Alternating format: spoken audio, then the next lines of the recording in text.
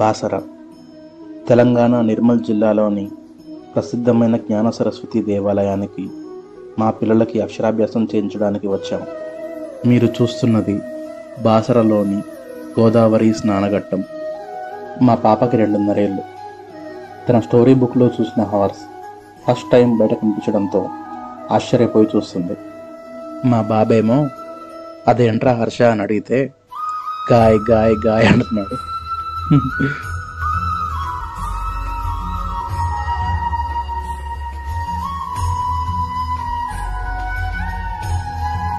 హవ్య పాప స్నానం అయిపోయింది. పాపం చలి పెడుతున్నట్టుంది. సారీ నాన్న, తప్పలేదు. మనుషుల పాపాలను కలడానికి మహారాష్ట్ర నుండి మన బాసర దాకా వచ్చిన ఈ గోదావరి నది ప్రయాణం ముందు మేము హైదరాబాద్ నుండి ఇక్కడికి చేరుకోవడానికి చేసిన 5 గంటల ప్రయాణం చాలా చిన్నదిగా అనిపించింది.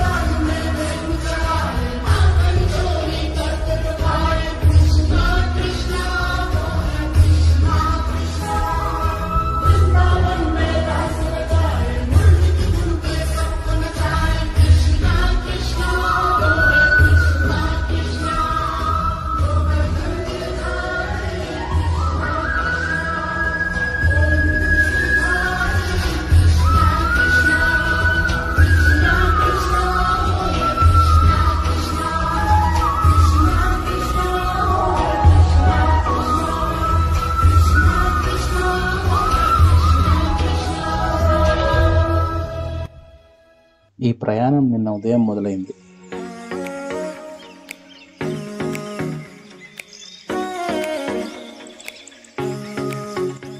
మేము నిన్న ఉదయం 11 గంటలకి హైదరాబాద్ నుండి బాసరకు బయలుదేరాము. Hello everyone, I'm Sridhar Adeppu and welcome to my channel. Hyderabad నుండి బాసర 220 కిలోమీటర్ల దూరం ఉంటుంది.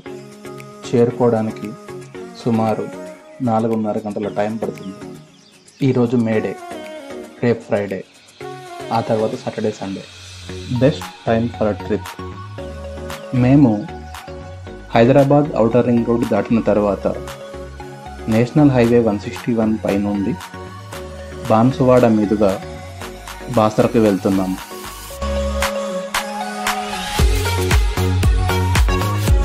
సిటీ ట్రాఫిక్లో బండి నడిపి ఈ ఓఆర్ఆర్ మీద 120 స్పీడ్ మీద వెళ్తుంటే ఆ హ్యాపీనెస్సే వేరు. మనం కడుతున్న ట్యాక్స్లన్నిట్లలో కొంచెం ఉపయోగపడే ట్యాక్స్ ఏదైనా ఉందంటే అది ఈ ఓఆర్ఆర్ టోల్ ట్యాక్సే అనిపిస్తుంది. మా పిల్లలు పొద్దున ఇంట్లో చేసిన దోశలు తినలేదు, కానీ కార్లో తెచ్చిన స్నాక్స్ మాత్రం బాగానే తింటున్నారు. మేము బ్రేక్ఫాస్ట్ చేసే బయలుదేరాం. దారిలో ఎక్కడైనా ఆగి లంచ్ చేయాలి.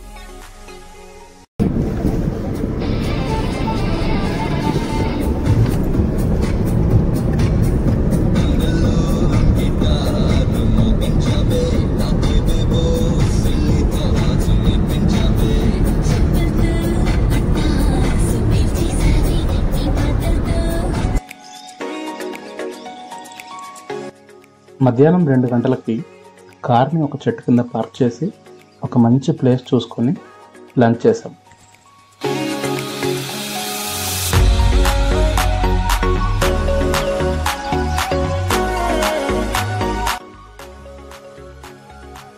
పొద్దున్నే ఇంట్లో పులిహోర చేసి ప్యాక్ చేసుకొని తీసుకొచ్చాం.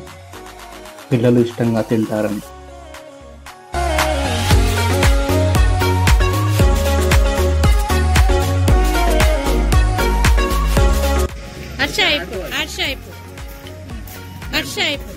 హర్ష నువ్వు ఆపెట్టుకో, ఫోటోలు వస్తావు. హర్ష ఫోటో పెట్టుకో.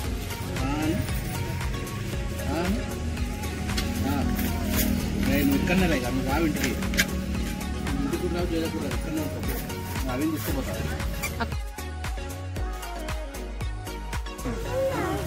స్కూల్ పోతాం. స్కూల్కే పోతాం. అంతగానే స్కూల్ తీసుకుపోయి అక్కడ తీసుకుపోను. Okay Harsha what about you? కార్లో నుండి వాడి వాటర్ బాటిల్ తీసుకురావాలనేది మా వాడి గొడవ. అది అన్నం తినమంటే ముందు వాటర్ తాగాలి, తర్వాత అనరా అంటే నోట్లో వాటర్ ఉన్నాయని చెప్పాలి. మంచి టెక్నిక్ అనేది.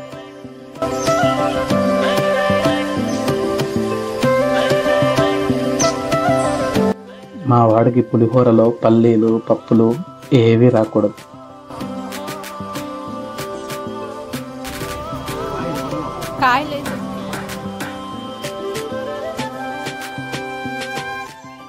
Time for some dessert. తాటి ముంజలు.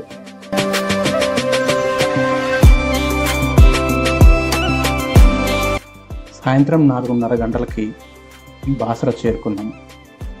మేము ఇక్కడ రూమ్ ఏం బుక్ చేసుకోలేదు. సో దేవాలయానికి సంబంధించిన రూమ్ల గురించి ఎంక్వైరీ చేశాం.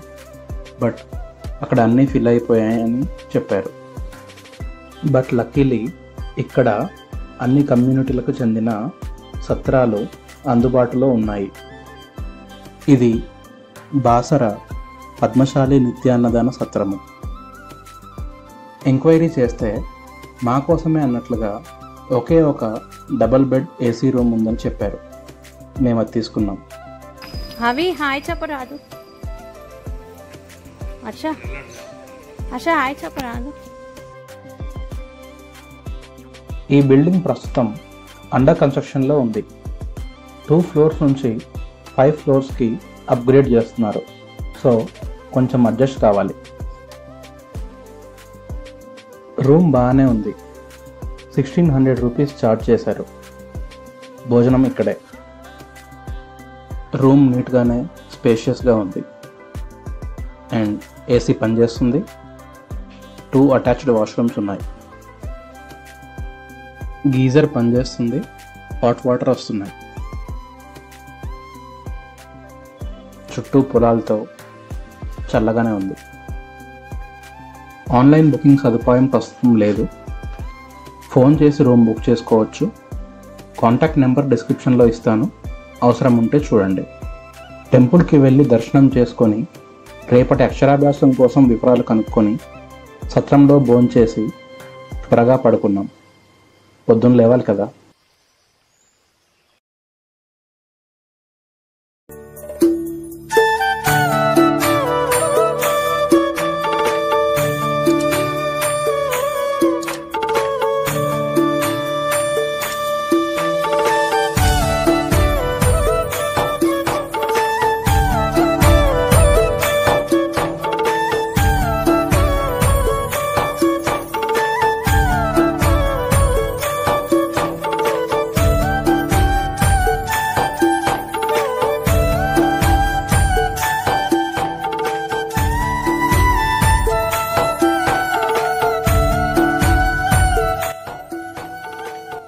ఈ గోదావరి స్నానఘట్టం మా సత్రానికి చాలా దగ్గర. పిల్లలకి నదీ స్నానం చేయించి అందరం రెడీ అయి టిఫిన్ చేయడానికి ఇక్కడికి వచ్చాం. టిఫిన్ బాగానే ఉన్నా మా పిల్లలకి ఇంత పొద్దున్నే తినే అలవాటు లేదు.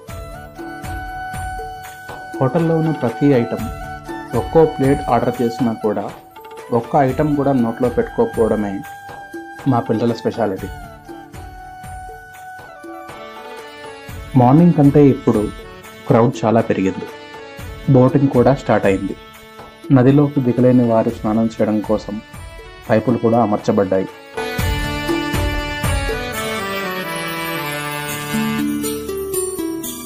అక్షరాభ్యాసానికి కావాల్సిన స్లేట్ సెట్స్ ఇక్కడ అమ్ముతున్నారు. 100 రూపీస్ నుంచి 300 రూపీస్ వరకు వేరు వేరు సెట్స్ ఉన్నాయి. ఒక సెట్లో 4 స్లేట్స్ ఉంటాయి. ఒకటి మనకి, 3 వేరే ఎవరికైనా ఇవ్వడానికి. బియ్యం, పసుపు, కుంకుమ ప్యాకెట్లు కూడా ఉంటాయి. సరస్వతీదేవి మందిరం కావడం వల్ల ఎక్కువ మంది భక్తులు ఇక్కడికి అక్షరాభ్యాసం కోసమే వస్తున్నారు. అండ్ చాలామంది గోదావరి ఘాట్ దగ్గర పూజల కోసం వస్తున్నారు.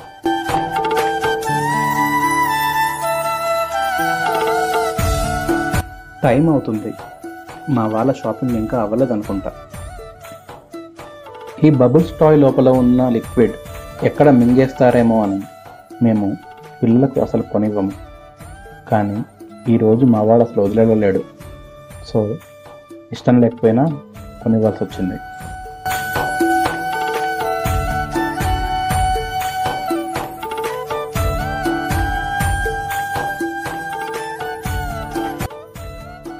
ఇక అక్షరాభ్యాసానికి టెంపుల్కి బయలుదేరాం.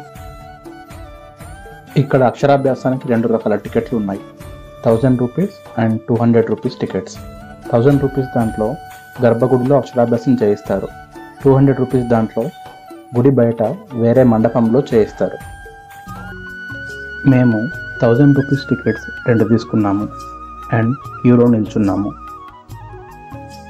ఒక్కో టికెట్కి ఒక్కో లడ్డు ఉచితంగా ఇస్తారు.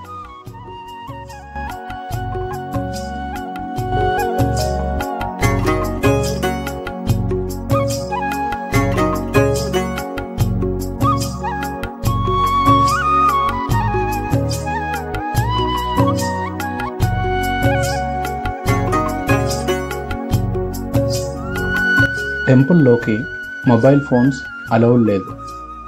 లోపల ఫోటోగ్రాఫర్స్ ఉంటారు. ఒక్కో ఫోటోకి 100 రూపీస్ ఛార్జ్ చేస్తారు.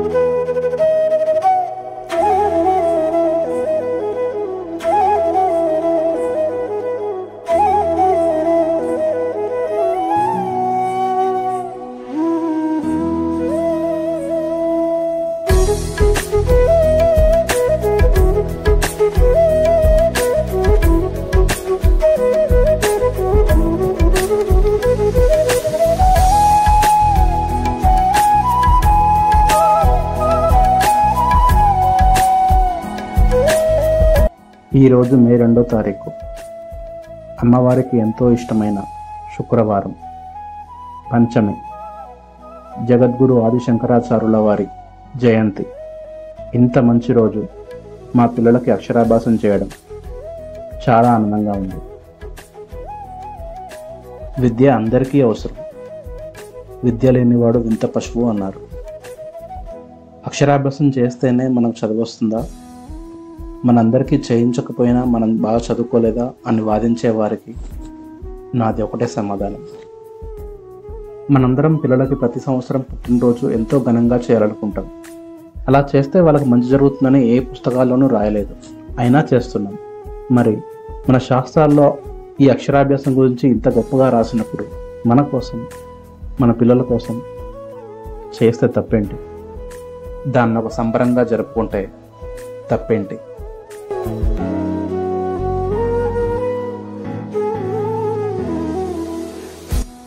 పసిపిల్లలకి అక్షరాలు దిద్దించడానికి ఎక్కడెక్కడి నుంచో వచ్చే తల్లిదండ్రులకి వసతి, భోజనం ఏర్పాటు చేస్తున్న ఈ సత్రానికి సహకరించిన వాళ్ళందరిది ఎంత గొప్ప మనసో కదా.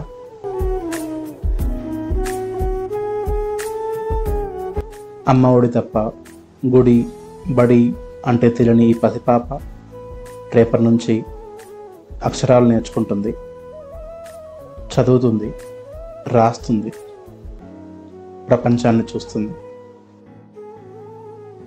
ఓం శ్రీ సరస్వతయే నమః.